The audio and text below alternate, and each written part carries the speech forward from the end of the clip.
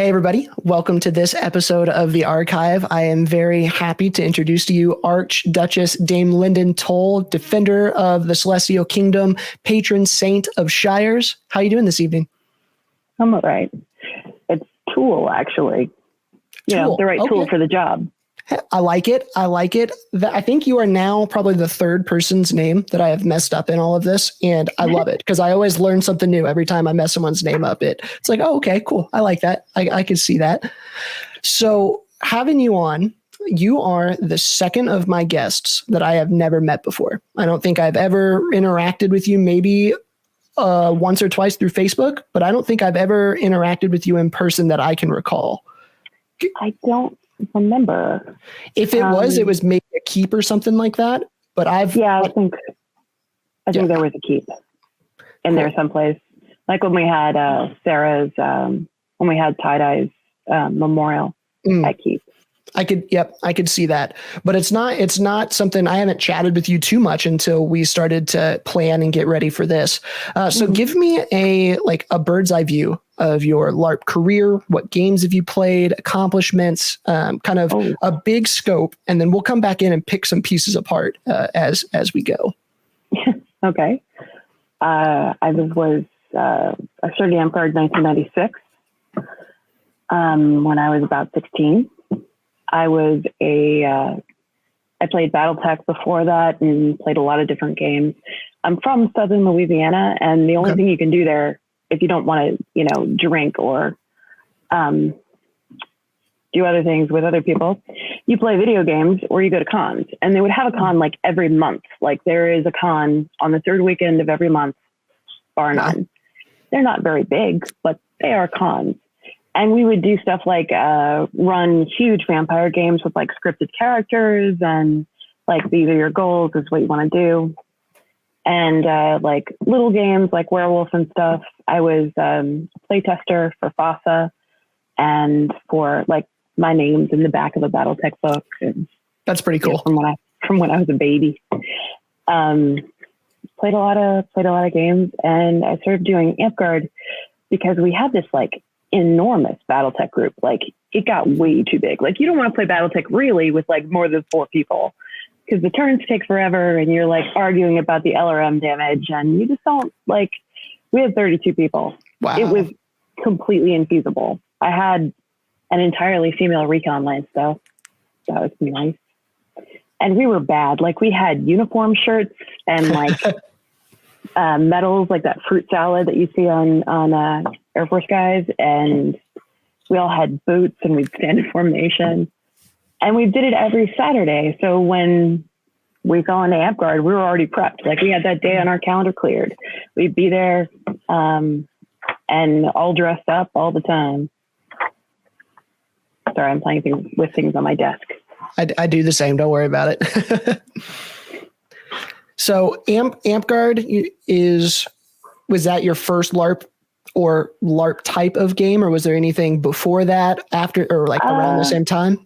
I played Mind's Eye Theater, and I did a lot of like theater game stuff, like where you do like who's the murderer in this room and stuff like that.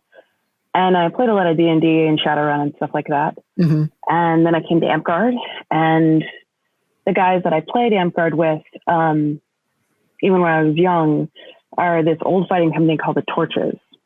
So I grew up like in this pretty small park with like 7 sword knights, and like even our chaff was dangerous. It was pretty competitive and fun, and like they were always traveling around, so I would go with them. And like a whole bunch of people from my little park that were all the BattleTech players I played with, we would all go. And like, so I think my first event was like a wetlands event, and I'm from the CK, but the wetlands and the EH and the CK all kind of travel in together. Mm-hmm. Like we refer to it as the Tri-Kingdom area. Like the guy from Phineas and Ferb who's got all the innators, Dr. Doofenshmirtz. He's always talking about the Tri-County area or the Tri-Kingdom area. What's the drive time if you're going from one of the Texas Kingdoms to another Texas Kingdoms events? Are we talking 4 hours? Are we talking 14 hours? I have no clue. I've never been to any of the Texas events. Oh, well, like going from the CK to like EH, like if you wanted to go from the Spring War site to the Banner War site is like 2 hours. It's nothing, especially for Texas. It's like, that's really easy. That's like dropping by somebody's house for a day. I've day tripped events that I had to drive 6 hours to because that was what was going on that weekend. The wetland's a little further, between 4 and 5 hours, depending on what site they're using. But it's still totally feasible to go day trip other people's events. I think geographically, the CK is actually one of the smaller kingdoms in the country. It always like weirded me out how huge the Rising Winds was. I was like, that's untenable. How do their monarchs travel? They don't. I don't even understand. They don't. I mean, They don't. That's what I was saying. 4 hours gets me to my event site in the Rising Winds. 4 hours gets me to Indianapolis, and we still have another 4 hours north before you hit the edge of our kingdom. Oh, that's crazy. And that's not even going east out. I mean, all the way to the end of Ohio's that same distance. And so our monarchs generally will travel to each state. We have 5 states. Illinois doesn't really count because it's just got 2 parks, but like we have Indiana, just a little bit of Illinois, Michigan, Ohio, Kentucky. And so most of the monarchs will travel to the Grand Duchy events. And so they'll hit they'll go to Kentucky for one weekend, and then all the Kentucky people travel in, and then they'll go to Indiana. Is Evan March still a thing? Yep. We are a Grand Duchy. Why aren't you listed on the org? I don't know. I'm not sure on that one. We should be. You should be. Plug for the org. Everybody up later. Yeah, everybody update your orcs. Yeah, currently we have 3 Grand Duchies in the kingdom, and no principalities. So it what are they called? We have the Grand Duchy of Ebonmarch, which is Kentucky. There is the Grand Duchy of Midgard, which is Ohio and West Virginia. And then why do they keep calling things Midgard? I mean, honestly, there's like 6 parks. Yep. There's 6 parks and 1 former principality. Could they just the former principality is this Grand Duchy, to my knowledge. Ohio has tried to become they tried to become a kingdom, I want to say twice now, and have failed their bids or dissolved before it got to fruition. And so the Grand Duchy of Ohio and West Virginia is the remnants of that. To my knowledge, they did not. They didn't make it to bid status. They dissolved before they were able to place bids. Like they didn't even do the "we're going to bid next year," which is the previous thing. Okay, so you said Ebonmarch, Midgard, and what's the other one? And then Lock Haven, which is northern Indiana and Michigan. Okay, I'll get with Nikito about that and make sure you guys get that stuff awesome sorted. And Midgard, it's interesting to me talking to people from other kingdoms, because Midgard in itself is the size of the normative Amtgard kingdom. Ebonmarch and Lock Haven are both a little smaller. Like I don't think they would be kingdom size on their own yet, but Midgard definitely is. And so all you need is 75 people. You need 75 active sign-ins. So it's totally reasonable. You could get that with 3 parks, really. And they have it in Midgard in particular. Lock Haven and Ebonmarch are probably close. They're probably right there on the verge. But to hear that, going to go for kingdom first. I don't know. I'm not sure. Lock Haven is pushing for it, but they are the geographically smallest of the 3. Like they have just not even just park wise, but just the square footage of the land that they operate in is relatively small. But they have the most like zeal for it right now, I would say. Midgard could do it tomorrow if they wanted to. I'm just not sure. I'm not integrated into that at all, so I'm not real sure what the reasoning for it. I have to go poke them. I was trying to get so over the pandemic, there's this old friend of Alona's, who's my former squire, who was starting a freehold, or had started a freehold called Griffin's Heart. And that's in 13 Roads, which is principality under Talagora. And I was talking to their prime minister about some stuff, and he didn't even know about you guys. And I was like, did they fold? And I didn't notice. I gotta go see. So I went to like try and look up the Facebook groups and stuff, and I couldn't. I didn't dig into anything particularly deep, but I couldn't find anybody. And I was like, confound it. I'm going to go ask Watt. Anyway, so I have virtually moved to Griffin's Heart in the 13 rows under Tal Dagor.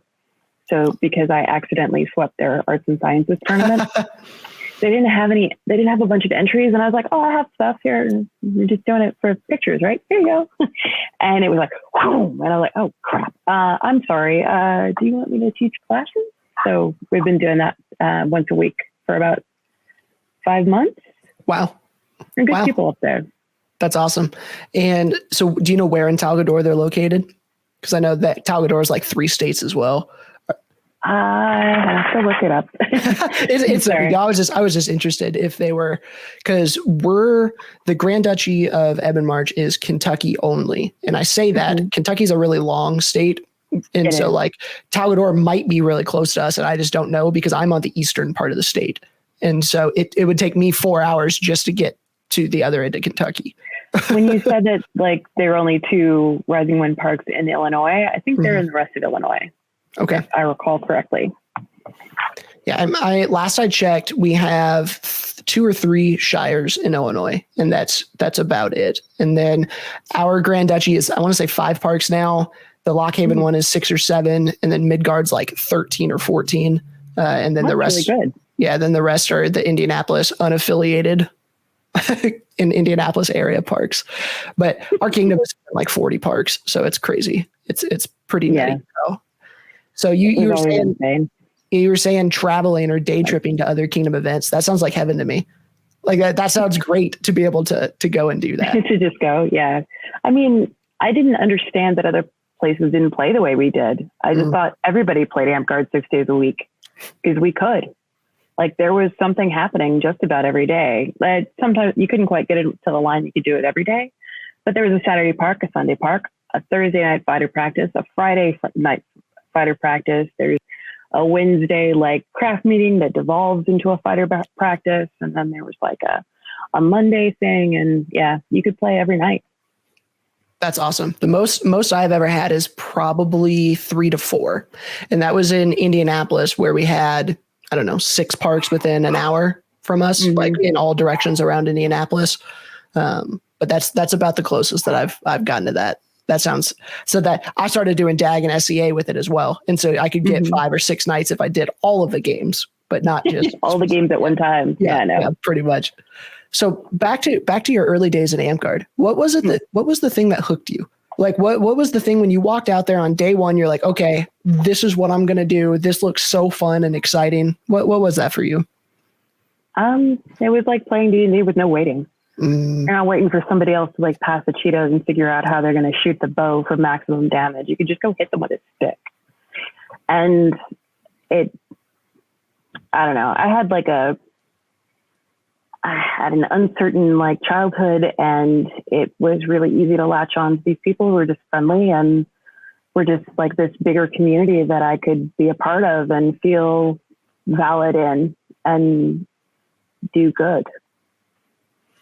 For sure. The community aspect of especially our local parks is one of the strong suits of our games because everyone kind of comes to it. We all are nerdy kids or, outcast kids or, sometimes we'll get a few of the jock kids to come in, but even most of them are still pretty nerdy in their, pre-Amtgard life. And so you get all those people in one group and it can become an awesome thing. I like the community aspects of our game quite a bit. I think no matter what it is you do or what you like, the people are what keep you coming back. I mean, it's a shared activity, sure, but it's always the people. If you're not playing with people you like or you want to compete with or build you up, like why be there?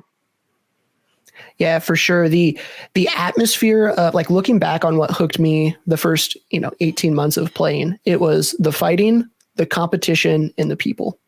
And probably not in that order. It was probably the people were the number one thing. I made friends very quickly in Amtgard. And that's part of the reason why I'm still here today is I've moved away from those friends to another side of the kingdom. And in some places even further, but man, every keep I get to see them every, 3 or 4 times a year we get together and we get to camp and hang out. And I love that game can bring people together, even though they're geographically or physically separated sometimes.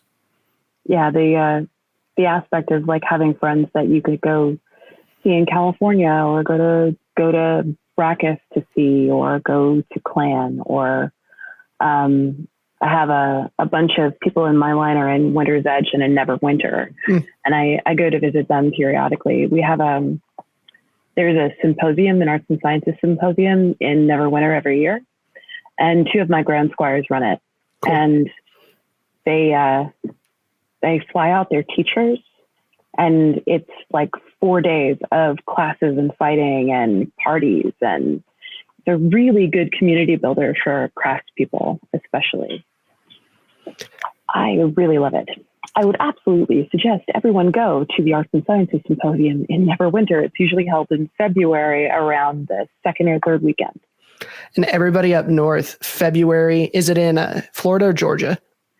It's in Georgia. Georgia. Even Georgia in the middle of February is going to be better than wherever you're coming from the north. So yeah, it's lovely. And it's in a Girl Scout troop. So it's like all, oh, you froze for a second. It's at a Girl Scout camp. So it's all, you show up and you can bring tents if you want to, but it's a really great fly-in event, because when you pay your fee, that gets you a bed in a cabin on site, and you can just kind of bunk with everybody, and there are communal showers and lockers and stuff. They put the instructors up in like separate cabins, like where they would put like the camp counselors. So that's fun and weird, but it's a good experience. Yeah, I've always wanted something like Sword Knight Boot Camp, but for A&S. And then I found out about Symposium, and it's like, all right, I'm gonna go. I've got another buddy of mine who travels down to the south quite a bit too, and he's like, all right, we'll go. And then everything shut down because of the pandemic. So it's like, but yeah, that event in particular is on my short list. I've heard a lot about it from multiple different people now. It's really fun. It's the one event, like if I don't make anything else for the rest of the year, I go to that. They actually moved it for me. The first 2 years I couldn't go because I have twins who were born the second weekend of February. So they moved it earlier so that I could go to the event so I wouldn't miss their birthday. That's sweet. So looking back at your Amtgard career, when was your first knighthood or masterhood? Like how long in the game were you playing when that first big award happened? I didn't get my first masterhood until I was almost 11 years in. Wow. I was a fighter for a long time, and then I had children, and I had to step back from fighting, and I started to do more arts and sciences and leadership, and I held so many offices that I was in office back to back for almost, I used to know, I don't remember if it was 7 or 8 years. Wow. With like, there was like a 6-month break so I could catch the prime minister term. But I've never been very good at moderation. I'm always like pedal to the metal about it. And, I think I just burned myself out. And it's when I was like this close to just like I was running on fumes, they gave me a masterhood for Rose, which was ridiculous because I had 8 at the time. Turned out, I found out later from the Knight Circle that they didn't want to, I was qualified for Crown because of the offices, but I hadn't held Monarch yet. And they wanted me to, in the CK, it's very important that you hold Monarch before you're allowed to be a Crown Knight. So they expedited my masterhood in Rose, so that interesting. Yeah. So it was super weird.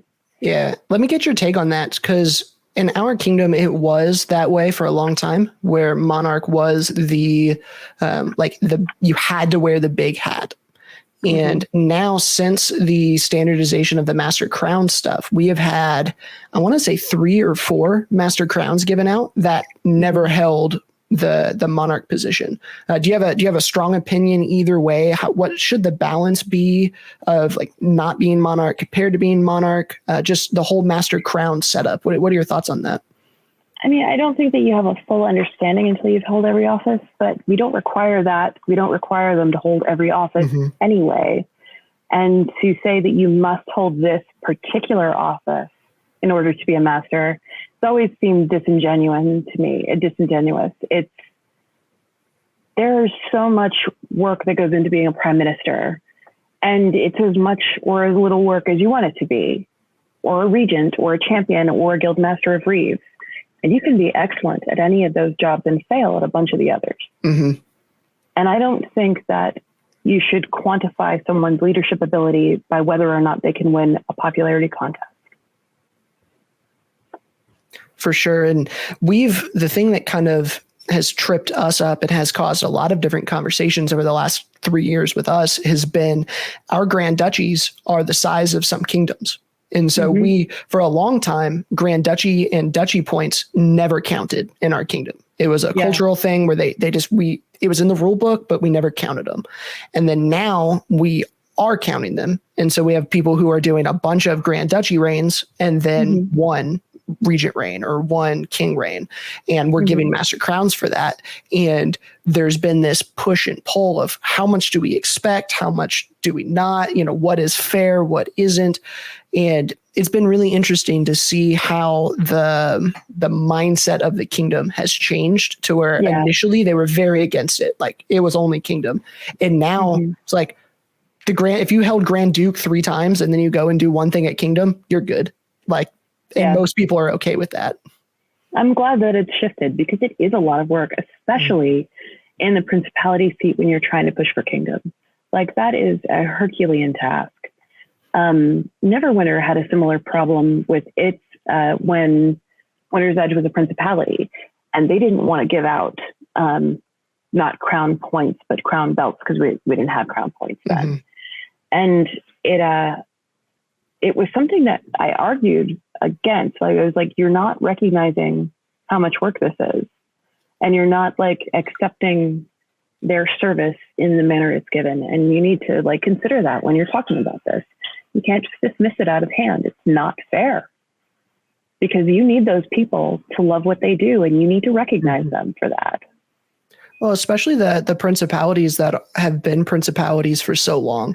At some point, the spread of work, the quantity of work makes up for it. For instance, this is another thing, we're going down rabbit holes galore. I love it.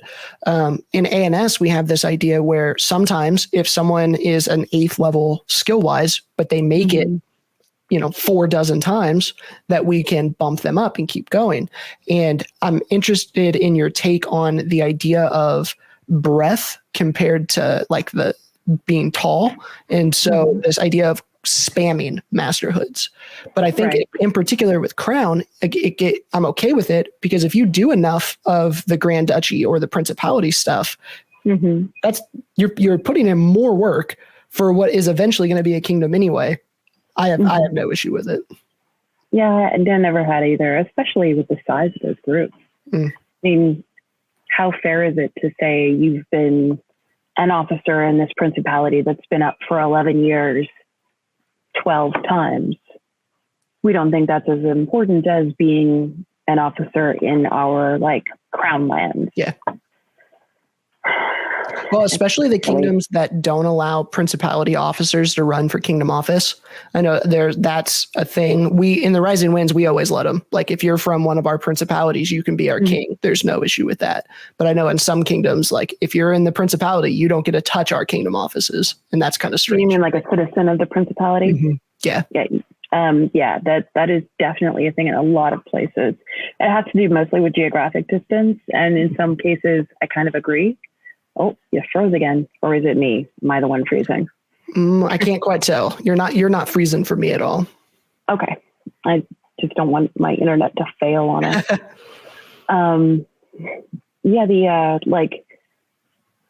For a while when Westmarch was a principality under Dragonspine was a static crown. So you couldn't even be an officer if you weren't from the crown lands. And geographically, they were enormous. I'm really glad that they've shifted to crown lands in the recent past. And I'm glad to see more kingdoms becoming floating crowns, because I think that is just generally better for the kingdom. But how many do we have left with static crowns? I have a list on the wiki so that I don't have to remember. Because I feel like the majority are floating now. They mostly are, or they're modified floating, where they're floating within a certain area, and then say a principality or far-flung chapters are like not included. For instance, for a while you couldn't be in Rivermore. You could only be part of the core in order to run for office, and then chapters that were outside of that area weren't allowed to. Like there's a group in Canada and they weren't allowed to, and then stuff like that.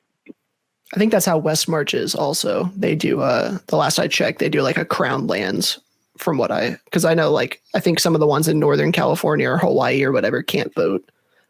Maybe. I could be wrong on that. But I don't think the Hawaiian chapter is active.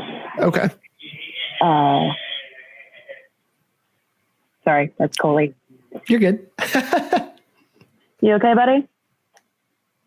We are very pet and children friendly on this podcast. If they interrupt, that doesn't bother me at all. He wants to say hello. You have to come over here. Coley, can you say hi? There you go. Hello. Good job. No, you have to come over here. But say hi. Say hi. There you go. Do you want dessert? Go for it. Well, sorry, my son's autistic. And you're he's good. Like, whenever we're on camera, he's like, I have to go and say hello. And no worries at all. So one of the things I wanted to chat with you about, I most know you for your serpent work. And I looked at your wiki, and it said that was the last of your 3 builds to get, which kind of surprises me. So tell me about the journey through the 3 of them. Was there one that you were gunning for? Did one come more easily or more naturally? How did you go from 1 to 3? I don't think I ever gunned. Like, I wanted people to understand that like going for a belt is okay. And like this weird secrecy culture where we're supposed to say, no, I don't want belt. Yeah. Is just silly and just dishonest generally. Yeah. Like it's okay to have goals and it's okay to want something. It's just not okay to feel entitled or demand these things. I don't know. I've always made things. I was always a painter and I always like did stuff, but I didn't like entering arts and sciences competitions because they seemed so argumentative, or like you didn't get the feedback, or somebody might just dismiss you out of hand. And so I actually got better interaction with arts and sciences tournaments, judging them, than I did entering them, and understanding better how you could change the system so it would be easier to use and more fair for participants and more transparent for judges. I have a sheet set if you want it. That's like, this is how you judge a thing. And it's all like compact and not, it doesn't go into like, so actually, sidetrack. So there's like the way that you judge something in SCA is very prescripted. There's a sheet and it's got a listing and it says for this amount, you can give this number of points. And then it says, if this masterwork, that's the max. And then this, is it less? Is it less? Is it less? And then you can give that smaller amount of points. And it's just like a broke down version of our like 5-point system. They just do it with all of the decimal points out there. And they get more consistent like feedback from judges, because when you're done with the day, you just hand the person the sheet that has all of the comments on it. And it works so much better than just like this mystery number that people pull out of their ears or other places and you have no idea how they arrived there. And there are so many different methods for figuring out what a score would be that it just is ridiculous. Coley, can you let the puppy out, please? Thank you. No, you're good. I have been fascinated with the differences between the way that Amtgard runs its A&S, the way Dagbell runs its A&S, which is, they don't have much of it, but then mainly with how the SCA runs their A&S, because one of the things that I love about the SCA that I wish that we had was I don't know a research track or a lecturer track. Mm-hmm. Like, I love the idea that there are Laurels in the SCA and they maybe didn't even create anything. They just know a lot about it. Yeah. And they teach on it.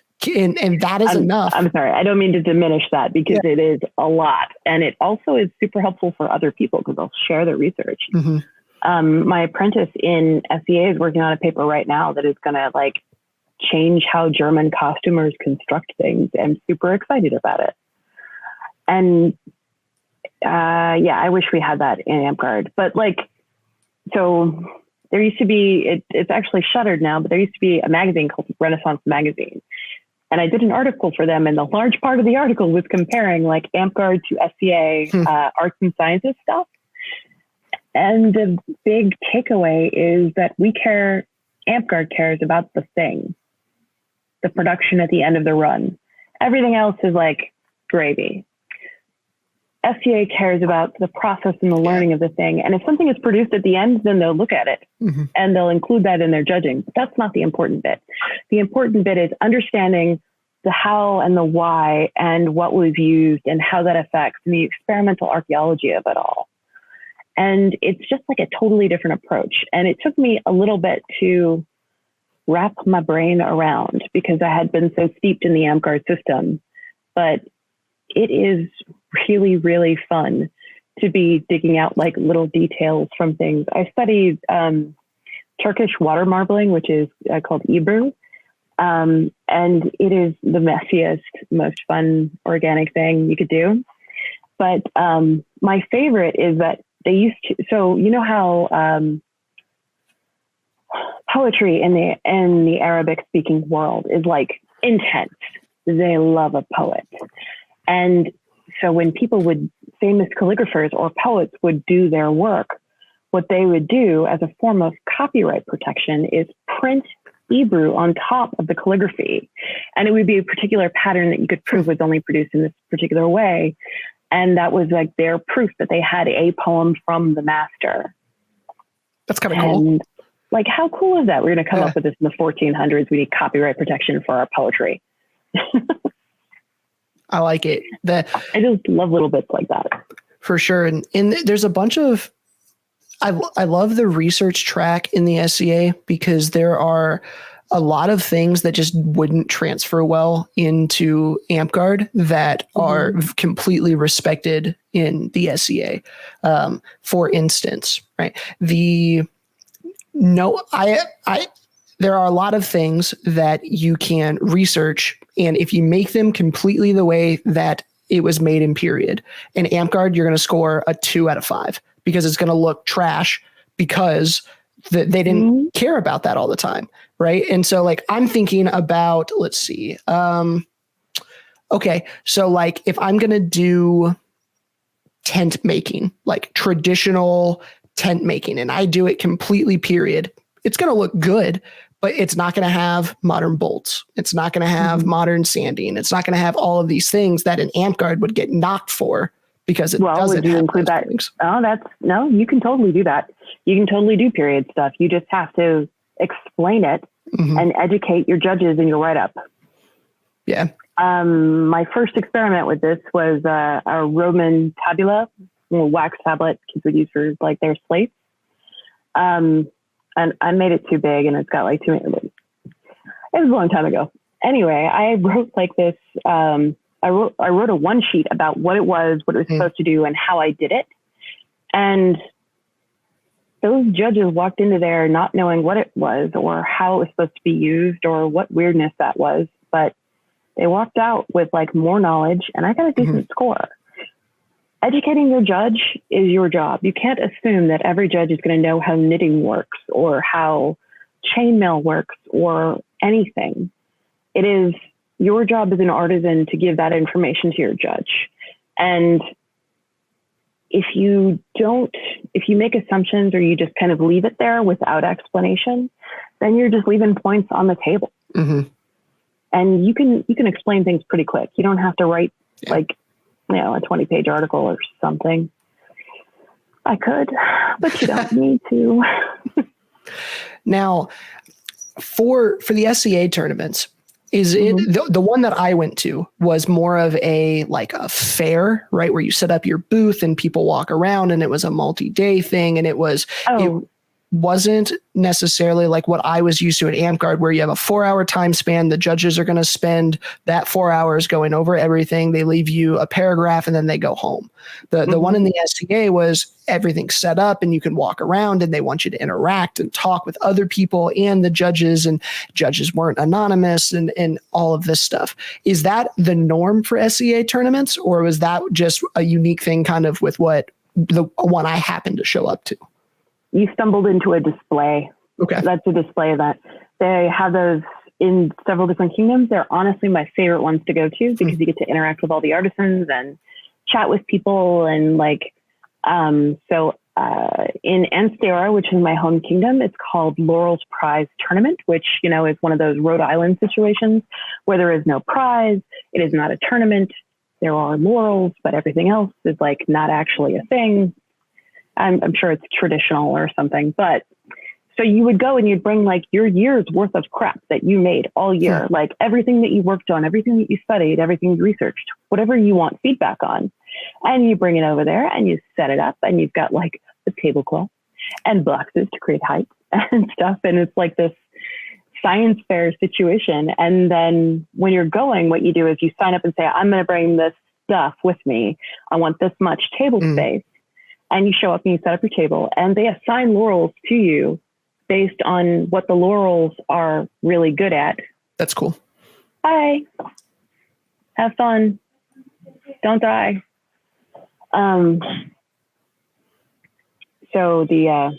Sorry, kid had to leave. So Laurel's Prize is a display event. You probably watched in the mid-realms. You're in the mid-realm? Mm-hmm. Is that correct? Yep. The Mid-Realm also has a display event. Charles the Bourbon came down to our kingdom for an LPT, and he's like, I have to do this in the middle. So he went back and he did it. Actually, I'm sure there were other things involved, but so display events are different than tournaments, but it looks a little bit the same, where you would set up your stuff and then you put your documentation on the table and you back away slowly, and then you get to look at everybody else's stuff. And they would have judges go around to check everything out. And that can be different depending on whether it's a local or a kingdom event, just like in Amtgard. Yeah. They do allow you to enter stuff multiple times, depending on the kingdom. If I wanted to, I could take the same piece to a bunch of local stuff and then a kingdom tournament, and it would be no problem. Yeah. And I feel weird about that still, because that feels like entering double, and I just want to make something new. Well, it kind of goes back to what you were talking about. The process is is oftentimes more important than the end result. And so if the end result isn't the thing that you're aiming for, then the process is what's being judged, and the product is just gravy, which is the opposite of what we do. No one cares about my process. They just want to see, is the end result good? I would argue that we both could learn from each other, because the process is important, and what you learn in the process and what you can teach others is important. And then also craftsmanship is important. The thing that weirded me out the most is that they don't know how to do applique at all. They don't have any sense of excellence about it. So because it's not a medieval craft, it's a modern quilting craft. You can do a medieval applique, but it's weird and hand sewn and takes forever. And so I showed up, and I had on an Amtgard Belagarth tunic, and they just thought I was from somewhere else, and didn't I had to go chase down a hospitaller on my first day, because you have garb, you must be just visiting from somewhere else. I had the same thing my first few events. I was very aware of my machine applique very quickly. I was like, oh man, I gotta get some garb that doesn't have this stuff on it. I feel out of place here. It's not in Amtgard, the more applique, the more fancy. In SCA, it's not you don't want that. Yeah. Somebody was talking to me about how they made 4 tunics in a day. And I was like, how did you do that? Oh, they're just plain tunics. And they were like, what do you mean plain tunics? I'm just used to it being a little different. So you are like, oh, go ahead. I'm sorry, go ahead. No, you go for it. I was just going to say that like they were excited about applique and they wanted me to make stuff for them and like do things because the fighters like all have their heraldry on their tunics and stuff. And people want to do like heraldic surcoats and heraldic tabards for when people are being elevated is a big thing. Made a bunch of those and like sewn flags and all kinds of stuff. There's like a lot of place for applique and it's like, it's exciting to them in a new way. And I was like, oh, I just thought this is just what you do. Some of the stuff I think is really cool that I haven't seen in Amtgard very often is the painted artwork on tunics. And then more so it's starting to pop up more and more the stamped or the printed stuff on tunics. I've played around with that a little bit also. That's super fun. And I watched some SCA videos, there's 6 hours of how do you print with the wood blocks on your fabric. And that's awesome. I love that stuff. Yeah, I think it's really cool. The Wetlands does a little bit of block printing, but they have a lot of crossover. I have a block printed Wetlands symbol tunic someplace. But yeah, I have a lot of like applique stuff that is painted in the applique. And cool. My Grand Squire Fiddles, who's from Neverwinter, also does that, as well as Lady Armstrong, who's my squire, who's in Polaris, she's also a Belagarth knight. So it's like there's a lot of like trying to support each other as we all cross game and do things and stuff. Yeah, Lady Armstrong was the only one that I had seen do it before, the painting on the tunics. But that's just in my kingdom. That's not a something we see all too often. So I was like, oh, that's so cool. It's really fun. And the paint isn't that expensive and it goes a long way. And it's like super intuitive. And if you're appliquing anything, yes, I'm very proud of you. Yeah, you can be a 1980s punk now. Sorry. Can I mention I have like 5 kids and they don't want my attention right now? It's all good. Sorry. I don't even remember what we're talking about. Oh, paint. So like there's a hard textile paint. They heat set with an iron and then they just act like a screen print. So if you treated like your screen print shirts gently, like by turning them inside out before you wash them and stuff, they last for a long time. That's really cool. Yeah, I've done a couple of them now, and it's like I started applicating things because I wanted to paint on tunics, and the technology wasn't there yet, and because I want to paint on everything, but like sometimes it doesn't work. So I tried to like applique. I did a tunic for Sanchez that had like different bits all over the sword hilt to make it look 3-dimensional. Of course, the sword hilt was in the wrong place, and it like goes almost into his collar and stuff, but being able to do that with paint and just add that dimension and really like it's really fun. And you're going to iron it anyway. It's applique, so it's not like you're just not running over that thing with an iron a bunch of times, so you may as well paint it too. That's pretty cool. So you're the only person that I know of that is a Laurel and a Serpent Knight. I've met people who at like Spin who have are sword knights and knights, but I've never met a Laurel and a Serpent Knight. So compare and contrast for me. We were doing it a little bit. How is Amtgard A&S different from SCA A&S?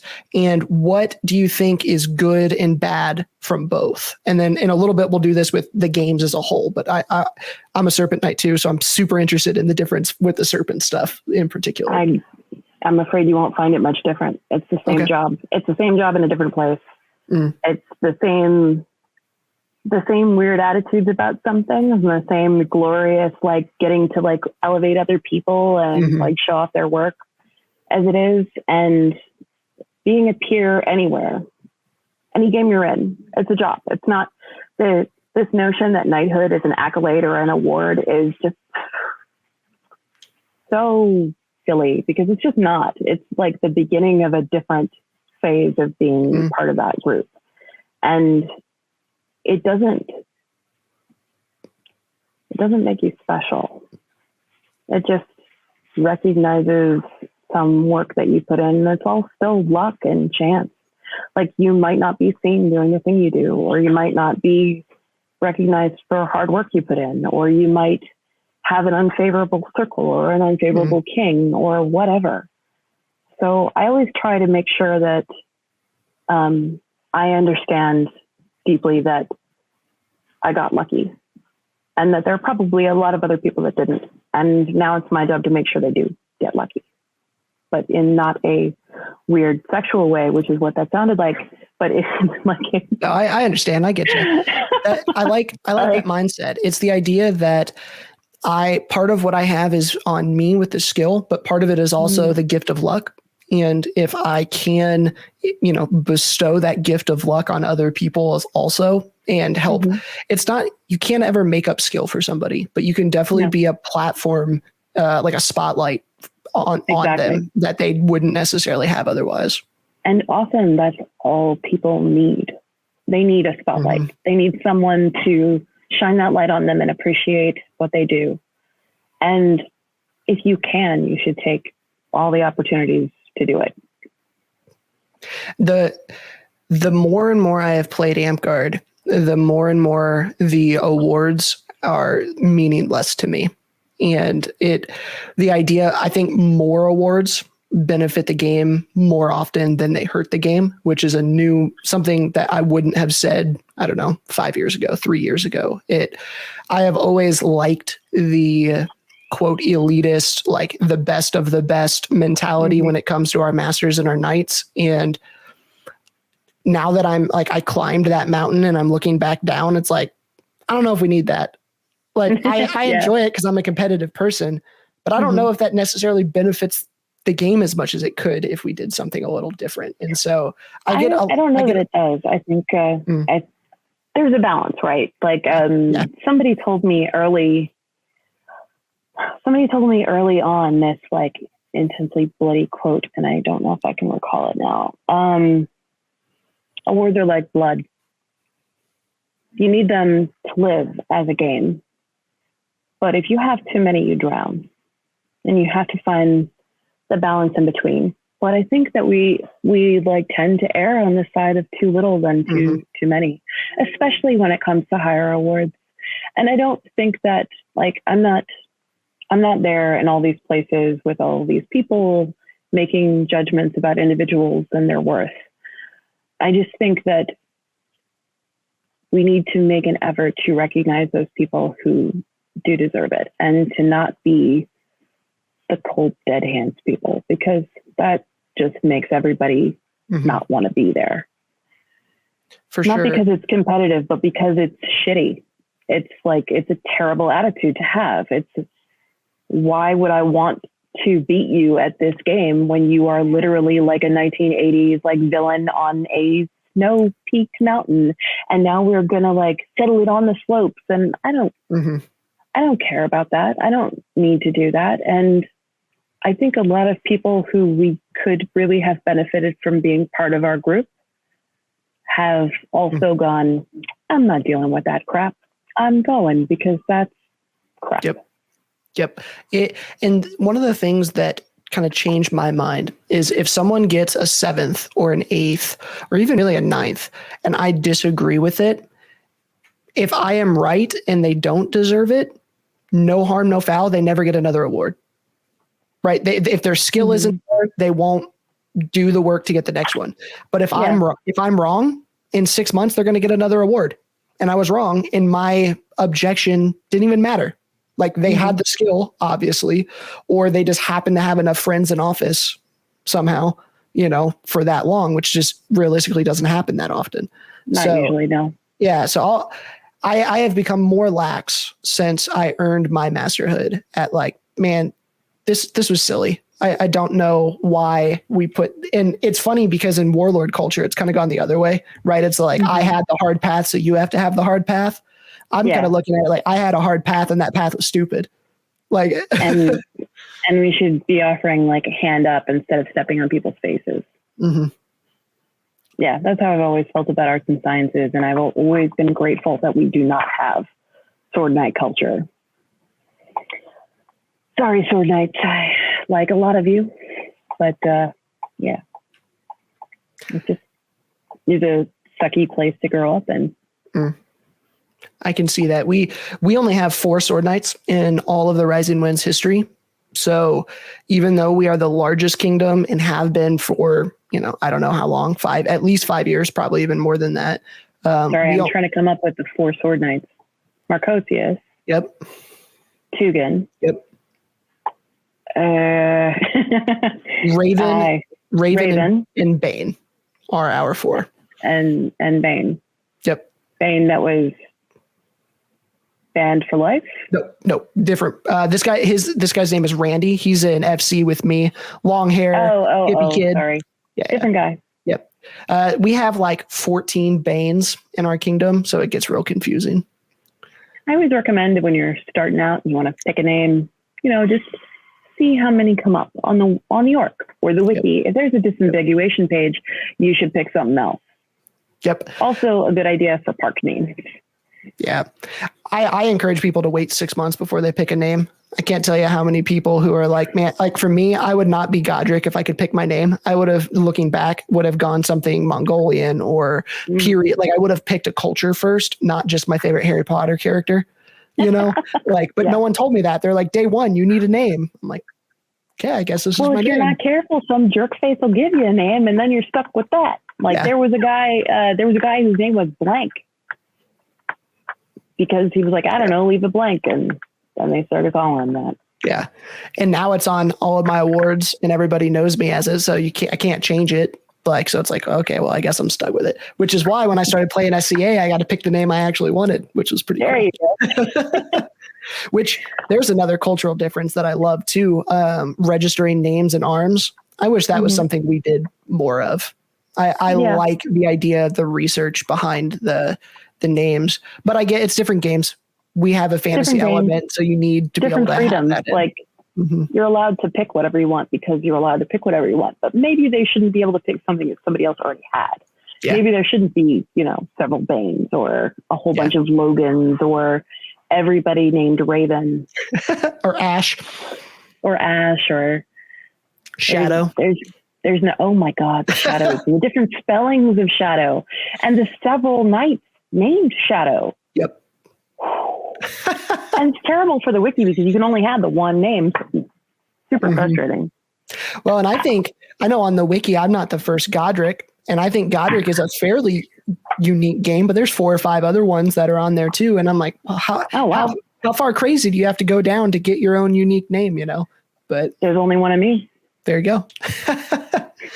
So we were talking a little bit before the show, comparing and contrasting just the culture of Amtgard and the SCA. And I think I shout this from the rooftops. Every game that I play has things that are amazing about it. And every game has things that other games can learn from it. And there are things that we can learn from other games. So looking at the 2 games now, obviously you're a peer in both games. So you're invested in both. Kind of take a look at what are the differences between the 2? What are the things that Amtgard does really well? And then what are the things that SCA does really well? And how do you think that they could potentially learn from each other? Loaded question. It is loaded. And there's like all these little bits to it. And SCA doesn't do, like they have weekend practices, but there isn't a game day every weekend. Like it's very much an eventing culture where you can go to Populous in the Park or to fighter practice or to the archery practice or a guild night or something. But that's not everybody together having that camaraderie that you do when you start at like 2:00 on a Saturday afternoon and everybody's all sweaty together. And so it's like this different thing where you're building up stuff to go to the event where you're making new clothes and it's less continuous. It's almost like a stop and start, but I'm always making something. So I can't say that I wouldn't be different if I was just doing Amtgard. Scribal culture is totally different and way more appreciated. I think that we've done a good job of building it up in the last few years, but it's just such a different thing. And garbing is totally different. I think the SCA does a really great job of encouraging historical styles and not just the same tunic over and over again. as much as I love that boxy shape, like there's so many things you can do. There's so many interesting cultures you can learn about and like dig into. Like, I'm really glad they've started to do more, like Amtgard started doing more Viking stuff and like different patterning for tunics, and some things are fantasy and that's fine. But like, there are so many other shapes you can build. And I think we lose some of that with like the jock culture of we must have a tunic with a spinny skirt and a ring belt and like sports shoes. Mm-hmm. For sure. You mentioned something in that I'm actually planning to make a whole video, like what I want to see change of culture in our game. And that is, I want more flame knights for scribal work. Like if you are someone who is spending the time who makes these things, and if there's a knight, a master, or a paragon, and you're the one that your kingdom goes to, you need roses for that. Like, that is a service to the game. I have all of my stuff hung up, and I will for years. I love it. Like, when I get these things, they are works of art that are gifts to me. We need more rose knights for those who make all of our awards. Yeah, because they're very underappreciated. In SCA, you can either be a pelican for schools or you can be a Laurel. It goes both ways. Can you be both for the same thing? I don't know anybody who is. Okay. But and there is more to it on both sides. But actually, I think Mistress Honor is a pelican in part for scroll work, and also a Laurel in part for scroll work. I agree. I think that service of that type should absolutely be taken into account. Mm-hmm. And I don't know that I ever received a rose for scrolls, and I've made over 100 for every kingdom in Amtgard. Yeah. It was actually a game I played with myself. Like, I want to get to know everybody, so I will set myself a challenge of doing a scroll for every kingdom. And I'm still okay, except for Vordi and Outlands. I got to go get those guys. Well, and I wanted to show off some of your work because, like I said, that's how I have known you through the Facebook sphere of LARPing, has been through your scroll work. And so I'm just going to scroll here and pull out some of the ones that I like the most. And if you have a story on any of these that you want to tell in particular, I think I've seen this one in person.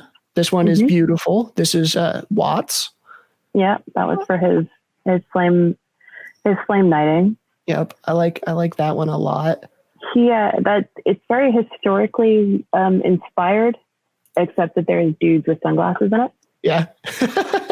And then Cad's was his knight at the time, but Watt was a squire of mine for a while. Okay. So we're both represented on the scroll. That's neat. I didn't know that. Yeah. I love the look of the SCA quote style of the awards, and I love some of the crazy stuff, like one of my high level dragons. It was for vinyl printed awards on shadow boxes, right? So I think that stuff is cool, but I love just the heraldic look of some of the stuff that you do. Yeah, you got to be careful because that looks a little bit too much like a teddy bear, and every time I look at it, it just looks like a teddy bear that is made of snakes. Now that you pointed out, I see it. I would not have seen it. Unless you said something, I would not have seen it. Every time. That was for Kelric, who is in Northern Lights now, but was actually from my park when I was a little kid and was one of the people who taught me how to sew. That's cool. So it was really a pleasure to be able to do that for him. I think this right here is the coolest heraldry out of all the kingdoms that we have. It's really good. I love how versatile it is. Mm-hmm. Also, Winter's Edge has really good heraldry. Shout out to Moogie for making that heraldry. I'm not actually sure who the artist was on West March. I'll have to ask Kaya. But this is a kingdom scroll. I've done a bunch of them. And so because I was the first person to do them, we had to establish what they would include and stuff, which is super weird, and you don't want to screw it up, right? Yeah. So we tried to emphasize that the Circle of Monarchs are the people that give the ability to be kingdoms. So that's why the necklace of all of the kingdoms at the time. And West March was under Dragonspine, so that one is larger and below. And I did that with all of the Kingdom Scrolls over awesome. time. I didn't do this calligraphy, though. I should mention that my partner in crime, Mistress Ellen, did the calligraphy for this scroll. That's awesome. I think the only one that rivals theirs for me is the Alaskan Kingdom. I love the mammoth climbing. Climbing up the mountain. I think that's a pretty cool one too. That's a good one too, yeah. Oh, this is neat. That's cool. Cato's Sword Knight scroll. That's awesome. So you were saying I'm just going to cycle through a few of these as we chat here, but you were talking about the difference in the scribal culture. Do you mean in the physical art? Do you mean in the appreciation? Like what is the difference between the scribal culture between the two? Oh, well, it used to not even be a given, but you should go back to potatoes because it's a funny story. So like he's very like serious man. He's very like, he's very erudite and he's well-spoken and he's just an interesting guy, but he's also quite silly. So you look at it and it's like, oh, that's nice. And then you like look at it and it's like, and let his squires be known as Tato's tots and let him not wear band-aids, calling them bitch stickers and say, but it's all beautiful calligraphy and such. So like from a distance, you're like, oh, that's kind of nice. And then you're like, oh, yeah. I like that. That's pretty funny. It's good. So yeah, I tried to make that like an archer going through and to represent the warlord and the sword as wrapped in the warlord sash. Because at the time we didn't have favors for any other masterhood except warlord. And so it was a big deal. Sorry, you can go. Oh, you're good. That's for Sylvanesta. She is an epidemiologist and like this amazingly smart woman who will trick you into volunteering for anything. And she, at one point, she said that she desquired the whole Shire of Nocturnus. So she was given a non-noble title, the Lady of Nocturnus. I like it. Chapter locally. That's pretty cool.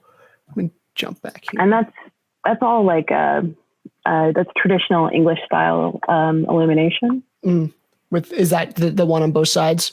They wouldn't have been on both sides. They would have been on one side. Okay. Whatever. This one screams SCA to me. It doesn't. I like. They said he really liked Mace Windu. No, I like it. I didn't know him myself, but it was a favor for somebody else, and I was like, so you're telling me I get to put lightsabers on it? And they're like, yeah. I'm like, done. I like this look of the frame all the way around too. Those are neat. Yeah, my friends get mad. Like, so all of those little signatures are the Circle of Monarchs signing the scroll. That's cool. And I like to do that. If you send the scroll to the Gathering of Clans, where the Circle of Monarchs votes, then they can sign the scroll because you're never, ever going to get all those people together in one place again. So you have to send it ahead of time. So it's happened at least once where I sent a scroll and they didn't get Kingdom. And I made it anyway. That kind of stinks. Yeah. But they signed by the thing. And so we've been arguing about like how to make it so that people don't just sign all over the scroll. But also I think it's neat because like it's ephemera and like it's been touched by people. Yeah. You can do the Declaration of Independence where you just have 50 names down at the bottom. I think that's what Kelly did. Lona did when she did Winter's Edge. She made little seals for each kingdom that was their heraldry, and then they had little tags coming off of it, and they all signed on their tag because that's cool. They were good boys and girls. That's really cool. I like that.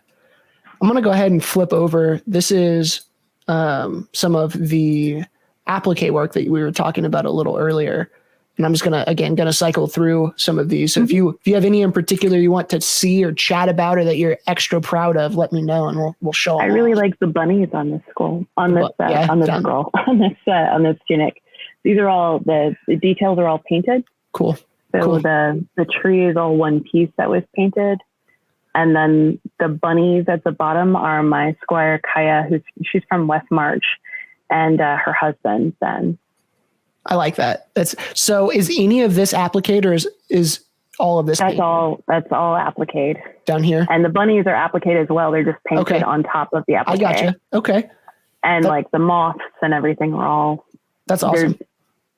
They're paint. It actually makes it easier to paint them. You make the applique, patch and cut it out, and then paint it, and then put it on. And then sew it on. I lost my thingy. There it is. That's cool. It's an SCA tunic, or SCA surcoat rather, for a household in my local barony.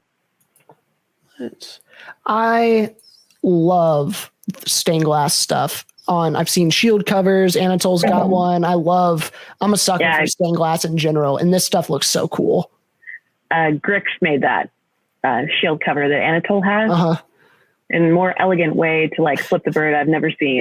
Yeah. I had wanted to do that ever since I saw that piece that Grix did. This was my Beltline and I do like a Secret Santa Christmas gift thing where we exchange names. And this was my gift to my Grand Squire, Vincent. And he was a little bit of a brony, just a little bit. And I watched the whole show because I have kids of the appropriate age. And I mean, I'm not going to go on at you about the magnificent character arc that Rainbow Dash goes on, but I could. And so this was like a little bit of a purging of my mind, trying to like get it out of my head. But I didn't know how to do stained glass. It was my first time. So I cut the web of black out of linen that was ironed on to to heat and bond, and then stuck it down and then appliqued all over it. Linen, have you worked with it a lot? Not a lot, but a little bit. It has like an open weave. So if you don't leave something underneath it, sometimes little pieces will show. And I hate that. It drives me insane. I will layer until the end of time if I could just keep the lines clean. And it's all just little tiny pieces. And that's my eldest son, who is a very annoyed model.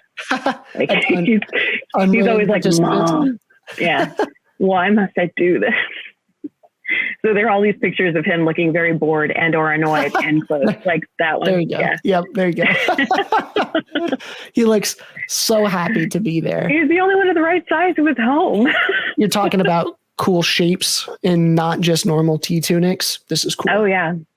This is it's a little big actually. It's what is you'd think of as a rapier tunic. Usually they're only as long as your wrist. Okay. But I was going a little overboard. This was for my friend Alden, who's actually shortly to be knighted in Amtgard as well. He's a pal Laurel from SCA who went to the wetlands and was a regent for a while. But he was already a pelican and he was becoming a Laurel and commissioned me to make this cloak. And it's 4 layers of wool. And all of the leaves are appliqued on by hand. There's like 200 of them or something. Wow. I might be miscounting that. And then the cord is just couched on. But it's a bunch of like triangles and then it's lined in silk. It's heavy as sin. Like it's like 50 pounds of cloak. I was about to say, if he's from the wetlands, he can wear that once a year? Like well, it's not like on you. It's just like, over your shoulder being glorious and like flowy and stuff. But I wanted it to have weight and movement. So I wanted to make sure I lined it, and I lined it with wool because I had it. And don't do that. Don't do that. Don't line things with wool. Well, but so the whole construction is like so heavy that in the video of them doing the elevation, the lady who's holding it, she's like, and these are weighty responsibilities. Like she's trying to lift the cloak. I like it. Uh-oh. It sounds like my earbuds are dying. All right. So we are back after some technical difficulties there, but it's all good. Going back to the question before we jump to the pictures, talking about kind of the compare and contrast between SCA and Amtgard. And I know for me, some of the stuff that I have noticed that is most different is the people. There seems to be a lot more to do for non-fighters in the SCA. And that's something that is always been a little weird to me because I saw the SCA does a census I'm assuming every 10 years. And they put out the numbers in 2020 and it was something like 60 or 65% of the entire game were women. And I don't know if Amtgard has those numbers, but I would wager a guess that it's not 60%. But it's definitely not. Yeah. And I don't know why exactly that culture exists. I can make some inferences, but I don't have hard data on it. There is a lot off the field that you can do. So I'm sure that helps. But I also think that there is a culture of just women being respected people in SCA. And we don't have that as much in Amtgard because we value fighting culture so much, and fighting culture can be so toxic. I think that makes it much more difficult for women to stick. And I think it's a self-perpetuating problem where there aren't a bunch of women there. Women aren't going to go over there because in part, that's how we identify a place that is okay to be. And I stuck because I was used to playing games with boys and like not having a lot of girls around and that being comfortable for me. But I know that is not usual for people. And I remember talking to people who were like, are you the only one here? And I looked around and I'm like, I'm definitely not the only one here. That's not what you mean. But it seems kind of weird to me.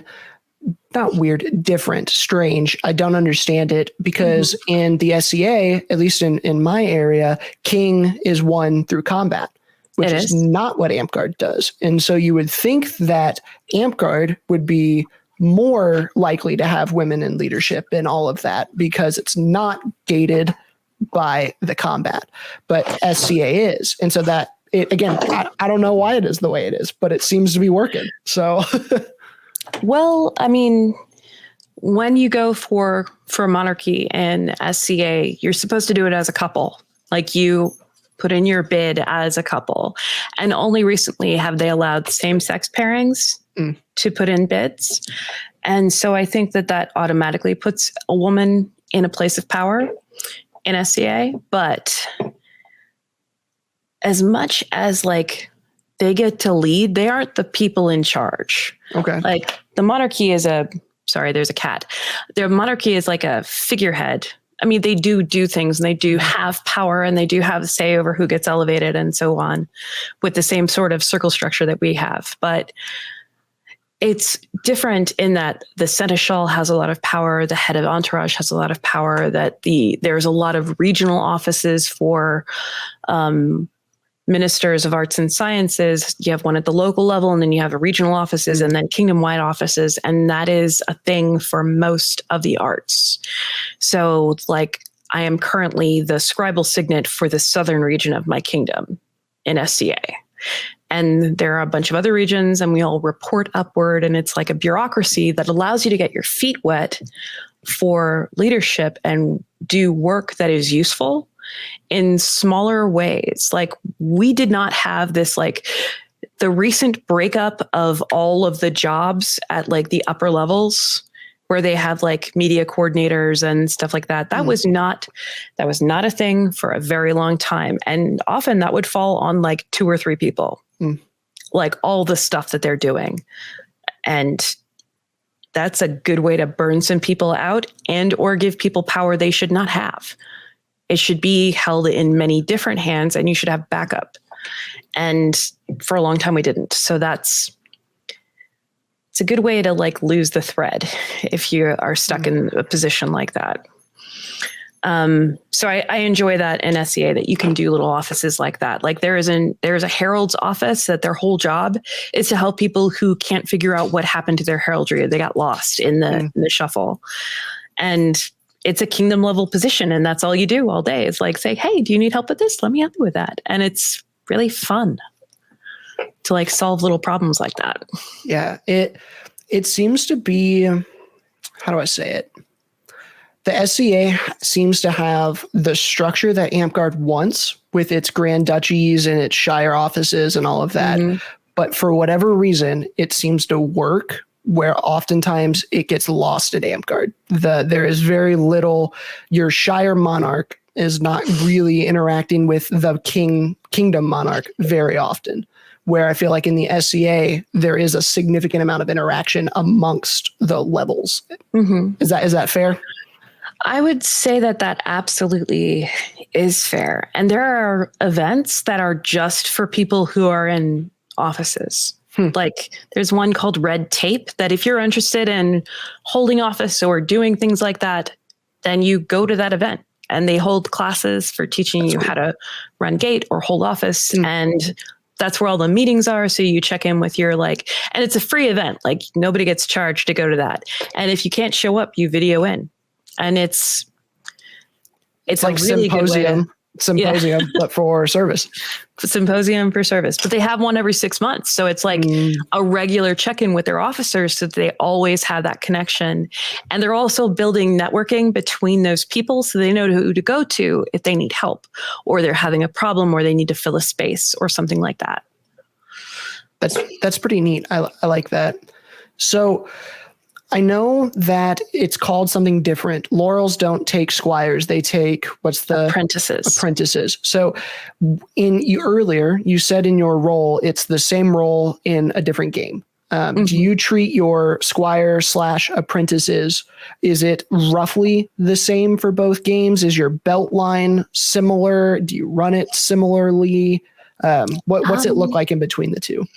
I think Amtgard has more opportunity for people to be in belted relationships because they're not it's much more of a peer-to-peer situation than it is in Amtgard, where you can have your squires have squires and so on. Like, I think I'm 5 squires deep at this point.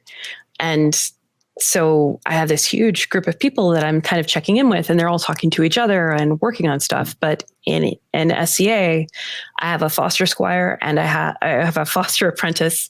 Sorry, Ian, and an apprentice. And the fostering system is also quite different. But those people are already they're on their way to becoming Laurels. It seems like you apprentice later. Okay. And that might just be the culture of my kingdom, because I haven't done a lot of research on that in the different kingdoms of SCA. But kingdom to kingdom culture is also quite different. And you don't have international players in the same way that Amtgard does. Okay. It's not I don't know who the best scribe in Atlantia is. I know some scribes in Atlantia, but I have no idea who their big bad would be. I don't know who the best sword knight is, or the best shiv knight is in the West, or it's too big partly. And the cultures are too different. So I think that award standardization and having clan, Penzik is their clan. Everybody goes if you can go. And for those who don't know, Penzik is 8,000 people. So we're just to give you some scale of the difference between the two games. If you haven't looked at it, the SCA is easily 10 times bigger than Amtgard, probably even 15 to 20. We are talking scales and scales larger than Amtgard. So when she says, I don't know the people in the other kingdom, those other kingdoms, some of them are the size of all of Amtgard. Yeah. So just to put that into scale. Yeah. My barony in the SCA is about as big as the CK. Not in land-wise, but definitely in people. And we only have one incipient shire, in Hell's Gate, which is out in Colleen. So it's really really big. I don't know everybody in my barony either, which is also weird to me. That it used to be that I knew just about everybody who played and did anything of note just about anywhere in Amtgard. Yeah. And I made it my business to know and to tell their monarchs about them and make sure they had wiki pages. And it was a whole thing. And I'm tired thinking about it now, but but I don't know everybody in my barony because everybody's interests are so different. Like I just stumbled on a group. There's 4 people live in a house together and they're all brewers and they all make mead and stuff. And they've been playing for a while and I've never met them. Well, I've met one of them, 2 of them now, but like at that time, I didn't even know them. How do I have artisans in my own barony that I don't know? So it really made me go, I need to make sure I'm reaching out to like and actively getting to know people because it's not like you can go to an event and meet everybody. Yeah. Because I know my local shire, their bank account is 3 times larger than my kingdom's bank account. Yeah. Like that's just a thing. And it's like, what? And like my barony has a financial committee and they have business meetings every Monday night. And it's just a different structure, a different scale of being. And again, I'll say it over and over again. There are things that each game does well, and there are things that each game doesn't do well. And I'm an avid cross gamer. If you or the viewer has watched any of my other shows, you'll hear me talk about cross gaming. You should, if you can, go and get exposure to other games, even if it's not something you do every weekend. But like going and seeing what the SCA does, going and seeing what Dag Bell does, going and seeing even what the Parlor Larps do, or Nero, or like any of the other stuff, it will not hurt your experience. All it can do is benefit you. You know how they tell you that traveling is really important to your growth as a person, like getting to experience other people's cultures in different places. It's the same thing for LARPing. I've been to a DAG event and Bell event and Darkon kind of, and SCA events and HFS events. And I don't think that there was any time that I walked in there and went, there's nothing here for me. Like there's always something there. There's always something to learn. And the thing we can't do is stop learning ever. Yep. There's always some way that you could be doing something better, or you could be polishing something, or you could be recognizing people better, or making better battle games, or camp layouts, or service procedures, or whatever. Like there's always a better way. Well, and some of the most fun that I've had LARPing is going to other games events where I am A, not in charge of anything, and B, I'm not plugged into any of their drama. Like I am sure there is drama because we're people, but I don't know any of it. And I have a heck of a lot of fun. It's above your pay grade. You don't have to handle it. Yep. Yeah. That's why I went to SCA the first place. I wanted to be a student. I wanted to learn, and I wanted to not be in charge of anything and not have to have answers and not to have to deal with the drama. And well, then I stuck around a little too long, I guess. And then you learn it. You got to find another game now. I had to go Belgarth or something. You got to have a vacation game. Yeah. And for me, those are large DAG Bell events. Like I play DAG locally, but 2 or 3 times a year, I'll go to, Olympics. I'll go to one of these big DAG Bell events where I know 15 people at the 500 person event. The most fun I have. Like I love it. I love those. It's really fun. I went to Ragnarok once. Like they were having a thing where they were inviting people from other games. And if you showed up if you showed up from another game, you didn't have to pay gate fee. Well, heck. And that was like all the Texas guys needed to like show up in mass. And I think we like had a hotel room with sponge or something and to get there. And it was like hanging out with all the guys on the side of the ditch field at a clan because everybody was there. And we were just watching these people. Like we weren't familiar with shield bashing or the dive into the shield thing, which I was like, and it just, it was really different and interesting. And the swords are heavy. I joke that I play Dag Bell when I want to turn my brain off and just go hit people. Like I really enjoy their combat system, and I enjoy doing it when I don't have people yelling and screaming at me. which is what Amtgard is with all the spells. And I enjoy Amtgard. I enjoy it for what Amtgard is. I love the competitive battle games that we have. But man, there's something about just, I'm just going to go hit kids today. I don't got to worry about it. I'm just going to go hit people. Yeah, I do that with, I like to take a lot of photographs at events. So I really enjoy going to an event where I don't know anybody and just taking a million photographs and like checking out their stuff and what they make and what they do. And someone suggested that I needed a duck blind so that I could hide in my little duck blind and take photos and like not disturb, because you're observing them, you're destroying their dynamic because you're observing the creatures at play. And I like it. It's really fun. There's always something new. When I first joined SCA, I went to a event in the Steppes, which is in Dallas. Got a big barony up there, and they have this particularly big competition called Steppes Artisan. And it's like you get to be the artisan for the year, and you wear a special sash, and it's very fancy. And I was like, I got to go see this. So I went up there with no barely garb and no knowledge about who anybody was, and just got to talk to people about their art, and it was fabulous. And got to meet people that I'm still friends with, and then ran into Flair, who was there, who is a Serpent Knight from the Rising Winds, and now is a Scadian. And there seems to be a lot of Amtgard Knights who retire to SCA. That seems to be a fairly common thing. Sometimes. And I think fighters are a little more successful at it than the rest of us. I mean, service people can be service people anywhere. Mm-hmm. But just like in Amtgard, you sort of have to know where they need service. And so you have to get plugged into their social structure for that, mm-hmm. and understand what is needed and where you can volunteer and how to do that. But man, do I find so many Amtgard people just taking people apart on the field at SCA. And part of it is that Scadians are a little older. Mm-hmm. And they also do not fight like we do. They do not just keep fighting. They will put their armor on for a tournament and then take it off.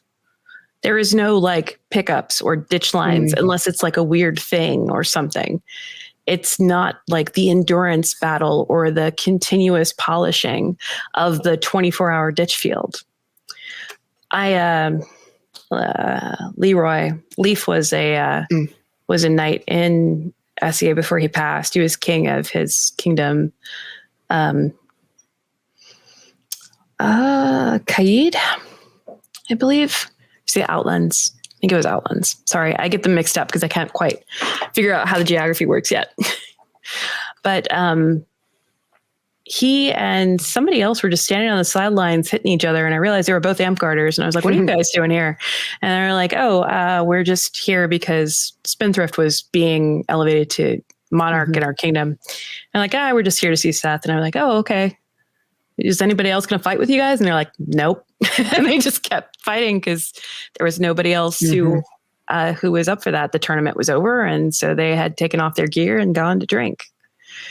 And it's just that's just totally a different thing than how we think about footwork and just going over and over again and shot placement and stuff. And they have their own culture about hitting, and they do practices, and a lot of them are quite proficient. And I'm not trying to knock anybody in particular, but I think just the level of endurance required to continue to fight over and over again all night, polishing that particular shot against particular opponents, makes a different fighter out of Amtgarders.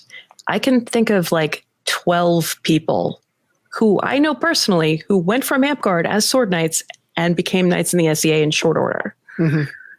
I've heard of that quite a bit. I know Sven and what is his name? Anyway, I remember a lot of high-end Amtgard fighters who can transition pretty easily into SCA. Mm-hmm. For me, as a middling fighter, I enjoy the combat. I am having a really, really hard time learning to throw at people's heads. Like that is tough. I don't mind getting hit in the head because the armor, like the helmets are sick. Like they're awesome, but it is hard for me to throw at someone's head. Like that just goes against everything I have been taught. Wrong. Yeah. I can't do it. Yeah. I haven't been fighting Shiv because I had a concussion before I went to SCA, and that just seemed like a bad plan. And I blew both my knees in Amtgard because, of course, I did. Which is always a fun story because you can say, well, how did you do that to your leg? Oh, I was sword fighting. And they look at the middle-aged mom with NPR playing in the minivan and they're like, I love it. So we're nearing the hour and 30-minute mark. So I've got one or two more questions, then I'll open it up if there's anything in particular you want to chat about. But you are good. I love rabbit holes. I think they're significantly more fun than my pre-scripted stuff. So, but I've got a question for you. I saw the tunic you have on now. That is a minister's tunic, isn't it? Oh, yeah. Ministers of Grace. Okay. Explain that to me because I have seen it all over the wiki and I have read the wiki, the entry, and it sounds awesome. Like it sounds like such a cool premise that I could really get into, but I have not met anybody in my area who is an active member of it. So explain it to me. Give me the rundown. What's the idea? You probably have. A Ministers of Grace now is more like a club for people who get shit done and try and evoke the passions in others and give other people a platform. It was like, it was what I did when I had friends who should have been knights who weren't, so that they would have a platform so that they could do things or that they could elevate others or have connections. Because a lot of times in Amtgard, when you do service, you do it by yourself or you do it with like 5 other people in the kingdom who always show up. And that gets lonely. And I wanted people to have better connections. I wanted them to have support groups. So, I mean, we started as a fighting company and then Bellator came out with the same colors and we're like, hey, and there was like this whole thing where we almost merged with Bellator and now we have several people who are members of both. And, but mostly it's, you guys are doing cool stuff. We're doing cool stuff. Let's all hang out and we'll make sure everybody feels like they're a party to this club. I always fall back on it because it is the place where I am home. Bellagarth is a lot the same way, where you do a lot of behind the scenes work and you're trying to like make sure that everything is running and that nobody falls down. And it's not a thing that you're seen doing. Do you know what I mean? But it needs to be done and those people need support. So we do. And I love the ministers. They're my favorites. And you're one of the founders, correct? I was one of the 4. Yeah. And I think I'm the only one of the 4 who's still active. Interesting. That was just one of, again, I go down AMP Wiki rabbit holes all the time. And so I've seen it multiple times where, where it pops up and I'm like, oh, that's pretty cool. And then I look through the list. I'm like, oh, I don't know anybody in my area with it. That's cool. Trying to think who would be closest to you. I think Watt is, and I've talked to him about it once, I think, but the conversation didn't go very far because we both have pretty bad like ADHD. So we just, and then never picked up on the conversation again. I think, Watt or Coupe is probably a little too far to your north. But yeah, really good folks. Cool. So my last official question for you is what if in the next, I don't know, year or so, what are you excited for? Like what is coming up in the LARP or SCA for you in these nerdy hobbies that we love? What are you excited for in the next few months? I'm excited for everything to start opening up and for seeing people. I was laureled over the pandemic So I didn't get to have like the party and everything, but now I do. So I'm really excited. And then we're still trying to figure out what event it'll be. And then I'm so excited to see everybody and just get to do that. I don't know. I was ninja knighted twice, and I knew about the serpent knighting, but like it was, I don't know. You don't get to take those moments back. So and this will probably be the last time that I'm elevated. I mean, got to catch them all, but probably. And I'm just really excited because I have family from Amtgard coming and family from SCA, and I'm going to get to have my peanut butter and my chocolate. And it's like the best thing. I really want to go to Gulf War this year. Have you ever been? Nope. I have never traveled west of the Mississippi. Oh, yep. Well, I've been pretty much everywhere east, but I've never been west. It's really fun. I've only been once, but you go there, you camp, and streets pop up out of the grass, and they have street signs with like the names of people along past, and everybody camps with their group. And then there's this big castle in one of the fields, and there's like merchant rows, and all that sounds pretty standard, right? You wake up in the morning because there's a bike bell ringing because the guy who drives around on the golf cart to sell ice is walking around, and you go pick up your ice and you go put it in your thing. And then the trash man comes by and he takes your trash. And then you walk over to the bakery because they have a bakery on site, and you get yourself some coffee and a croissant or whatever, or some sekanjabin, and like,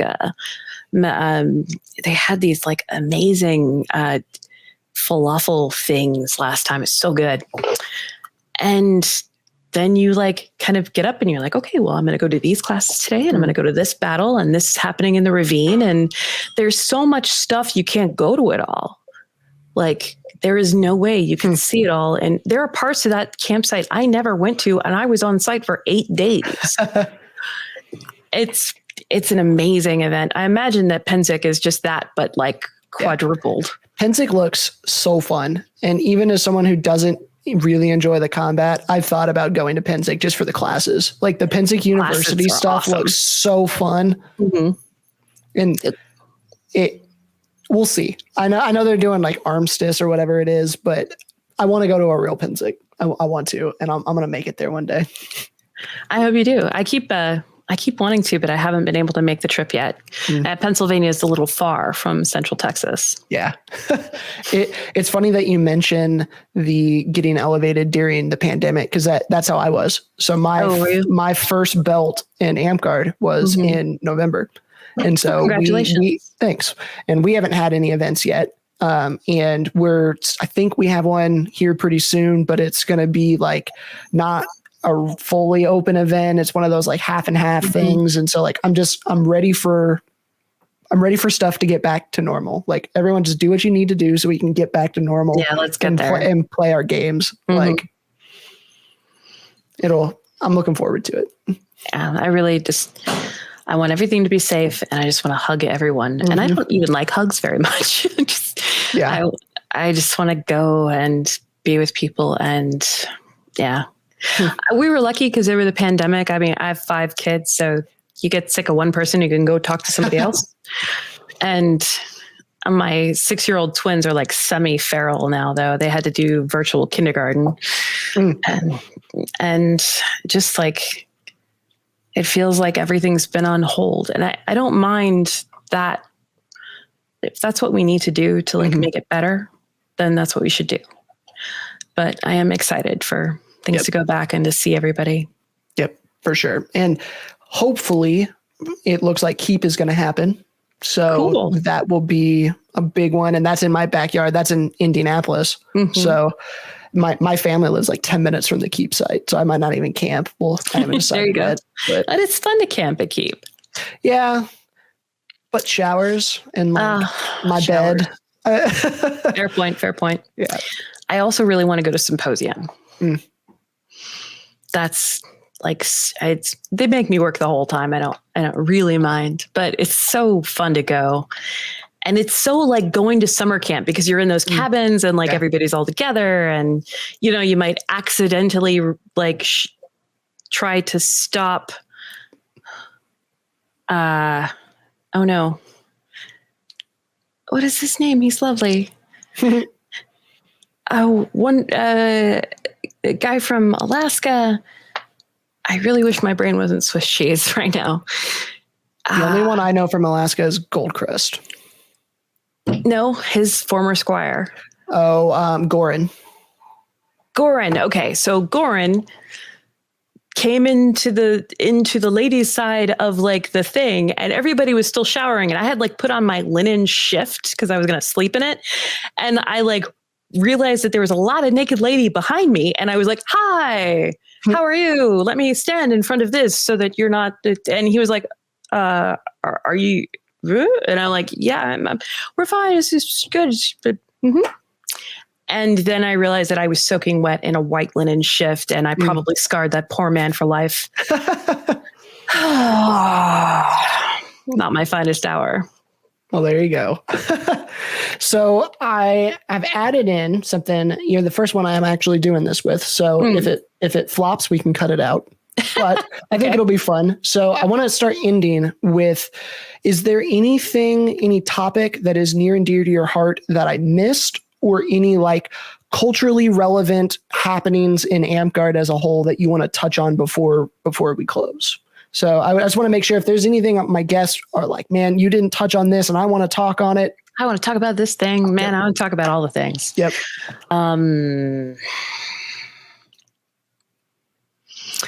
Well, I mean, Erimithurus is back, and that's weird. But I don't really want to talk about him because he's an old crazy person. But it's super weird to like, he's like an avatar of like old Amtgard being weird at people, but on Facebook now. And I'm like, why are you doing that? I tried to talk to him once and he was like, who sent you? And I was like, okay, I'm going to go because that's... I've only ever interacted with the guy through Facebook, and it has been as mods on pages where I have to admin him and like, hey, look. And so my interactions with the guy have not been very positive. Stellar. But I've never met him in person. So I give people a pass if my only interactions with them is on Facebook most of the time. That's fair. I only met him once in person at the Magical Mystery War. Do you know about that? Nope.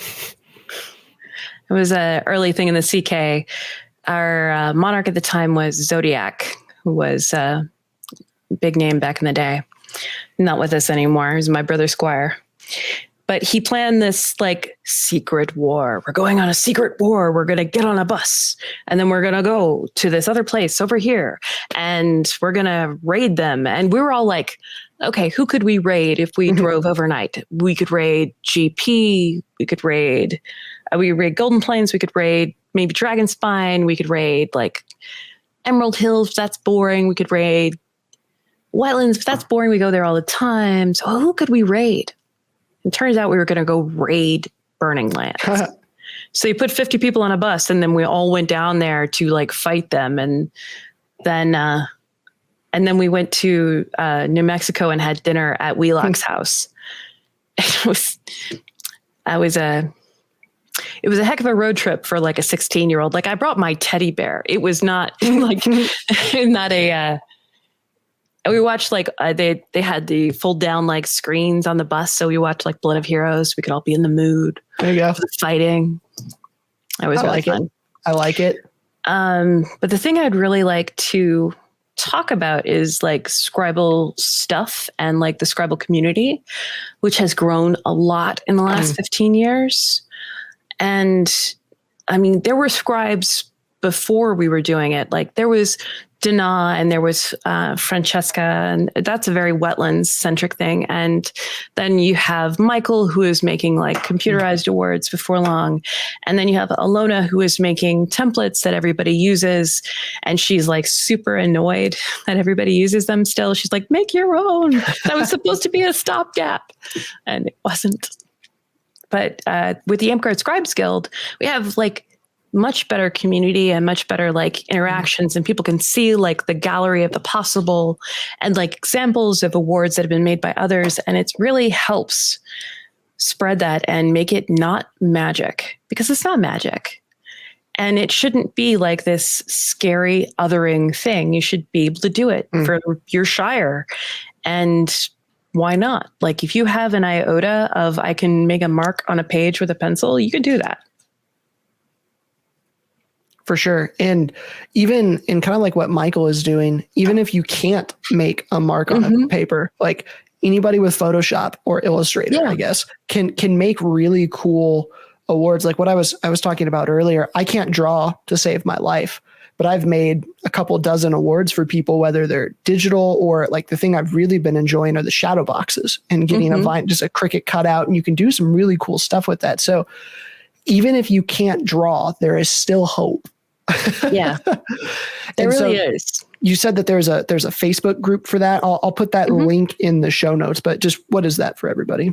It's the Amtgard Scribes Guild. We're actually right now looking for moderators from each kingdom. So if you guys are interested, we could really use one. And I would totally have moderators from each of the principalities and grand duchies as well. Not because we need a million moderators, but because they should all feel like they're plugged into that system and like they can offer content and challenges and showcase their people's work and make sure that like everybody gets seen. Cool. I love it. So we will definitely put a link to that in the show notes. If that's something that you're, actually, rabbit hole again. Were you a part of the project that people, I don't know, maybe 4 years ago, 5 years ago, where it was this thing where if you needed an award, like if you earned an award but never got a scroll, that you could post and people would make awards for you? Was that you? No, I didn't. I don't think I started that. Somebody else did. That was such a cool project. I love that project. I signed up to do it as well. I actually caught Morlock the Merciless's scroll, and I haven't done it yet. I'm sorry, Oswald. I'm working on it. And it's like, I really love that. Actually, I'm missing scrolls of mine that I signed up for. I always find it frustrating to be a scribe and then not have awards. I have this beautiful piece from Suzanne de Cahill. And I have awards that were made for me by like Alona, and I have little pieces of things that were made by other people. But when you don't have a knighting scroll and you make them, that's rough. Well, and I'm sure it's like for me, no one wanted to make my knighting belts because I make belts all the time. And the thing is, they're like, well, it's not going to be as good as yours. I go, I don't care. Like I, if people wanted on mine, for knighting gifts, if I got 30 belts from people, I would wear every single one. I'd rotate them out because it's just cool that someone else has used something I taught them to make me something. Yeah. And so I'm sure it's kind of the same for you. It's like, it doesn't matter if it's as good as what I have made. The fact that someone is putting the effort into it, I'm going to love it.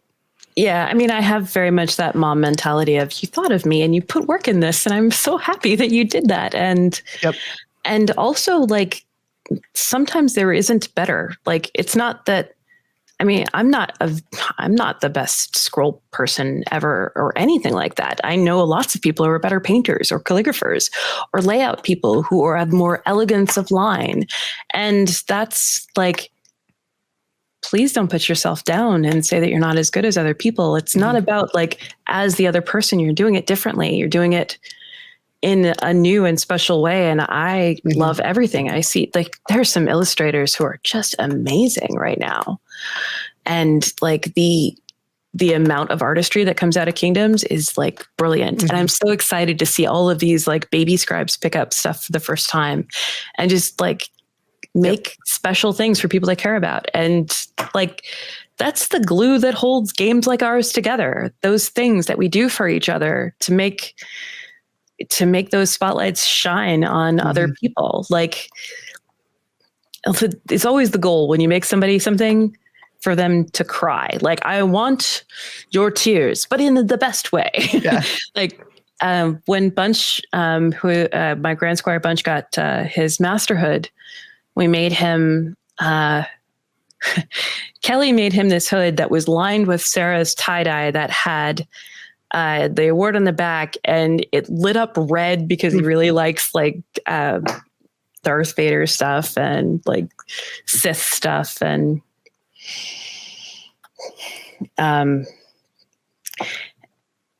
he was so happy. It was really good to see him like that. I said it earlier in the show, and I'll say it again. Every time you make something for somebody, it is in our games, it's going to be treasured. It doesn't matter if you think how awful and how garbage it is. I mean, I've got, first of all, people are their own worst critic, like the worst. 100%. 100%. You see flaws in that thing, nobody else is going to notice ever if they are flaws at all. Yep. And they don't care. They just want something you spent your time on that you made for them. So don't be like that. Like, love your friends with things. I've got like 8 things hanging up over here that are going to be hung up for years and years and years that people made and spent time, and I absolutely love them. I really love that you have all your scrolls up on a wall. There's like nothing that a scribe loves better than to see the wall of scrolls. It's absolutely the best. Let me see if I can. I don't want to unhook my camera. I like my scrolls. Every time someone makes me a custom piece of art, it will be on my wall because that's what it is. It's not gonna sit in a book somewhere. For me, just again, someone spends the time to do it, I'm gonna hang it up. I can't take you over there because then I would have to show you what a mess my craft room is. But there's stairs in my house that go up to the second level, and it's this big atrium. And when we moved into the house, I was like, this is the place where I'm going to put all the scrolls. So I have scrolls up there, and like, I have like a fans Luke painted for me, and like people will make me linden leaves because linden is a tree, and they're like little heart-shaped leaves, and I adore them, and I have them all framed and up on the wall over there, and which I'm looking at, but you can't see. And it just makes me feel loved and happy every time I walk down the stairs. And that's like the very best thing you could do for somebody. Yep. I just appreciate every little bit of it. Me too. 100%. So make awards for people and recommend in your kingdom the people who make awards, recommend them for high level roses. Like just sit it out, and we'll close with that, because I think that is appropriate. So can I challenge people? Go for it. You know somebody who does something in an awesome way, or is just starting out. I challenge you to find 2 people you know and recommend them for awards for the things they do. I'm not saying you go out and you just name names and throw things out there. There are people you're not looking at who are making awesome things. They deserve to be recognized. So I challenge every one of you, 2 friends, go and recommend them. People are often awarded something on the strength of a single recommendation in SCA or Amtgard. And every game I have been in, that is the breakdown, because your monarchs can't see this.